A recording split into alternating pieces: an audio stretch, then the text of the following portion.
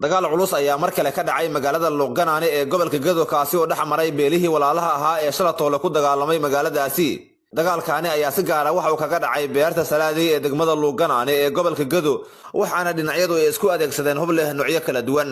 daryanka hubka culus oo dhinacyadu isku adeegsanayeen ayaa dadka deegaanku waxay sheegeen inay ka maqlayeen qaybo kamid ah magaalada Luuqanaane ee gobolka Gedo. hase yeeshee ma cadda khasaaraha rasmiga ee dagaalka maanta ka dhacay magaalada Luuqanaane ka dhashay. waxaana daba socda dagaalkaani dagaal Shalatoole ka dhacay magaalada Luuqanaane ee gobolka Gedo kaasi oo dhaxmaray beelahani walaalaha ah. waxaana dagaalka Shalatoole ka dhacay magaaladaasi oo sababay khasaare ba'an oo soo kala gaaray labada dhinac ee ku diiray magaaladaasi.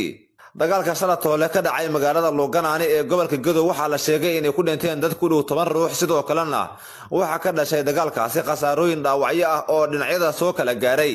dagaalka kolkii uu saacado fara badan oo socday ayuu shalay si iskiisa u istaagay mana jirin cid kala dhex gashay beelaha walaalaha ah ee Shalatoole ku dagaalamayay magaalada Luuqanaane. xalay ayayna is hor fadhiyeen iyadoo markasta la filan karo inuu halkaasi uu dagaal ka dhaco. iminkana waxay u muuqataa maleeshiyaadku inay helayaan gurmadyo kala duwan waxaana dadka deegaanku ay sheegayaan inay markasta ay u tookahayaan dagaal halkaasi ka qarxa oo dhinacyada ku dhex maray gudaha magaalada Luuqanaane ee gobolka Gedo. dadkan maleeshiyaadka ee isku dagaalaya magaalada Luuqanaane ee gobolka Gedo ayaa isku haya awood qaybsiga degmada waxaana markasta mid kasta uu doonayaa inuu ka saaro degmadaasi waxaana laga cabsi qabaa colaadu inay si farabadnaato oo dadka maleeshiyaadka ay saameyn farabadan ay ku yeelato maadaama colaadii Shalatoole ka dhacday magaalada Luuqanaane ee gobolka Gedo ay ku gubteen guryo ay dadka maleeshiyaadka ay iska gubeen sidoo kalena dadkaasi waxay colaadooda ay saameyn ku yeelatay dadka danyarta ah ee ku sugnaa magaalada Luuqanaane ee gobolka Gedo kuwaas oo iskaga barakacay gurihii ay ka deganayeen magaaladaasi. suuqyadii guud ee magaalada iyo sidoo kale goobihii ganacsi ayaa gebi ahaanba istaagay iyadoo colaada magaaladaasi ay tahay mid xirkaha goosatay dadka rayidkaana saameyn aad u xoogan ku yeelatay.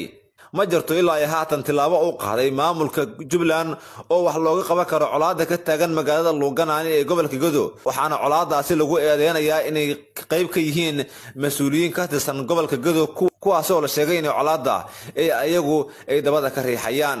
qaar kamid ah dadka halkaasi ku dagaalamay oo warbaahinta la hadlay ayaa sheegay in qaar kamid ah mas'uuliyiinta gobolka Gedo iyo sidoo kale mas'uuliyiinta degmada Luuqanaane ee gobolka Gedo iyo colaadaasi ay qayb ka yihiin sidoo kalena ay mid kamid ah beelaha ay la soo safteen.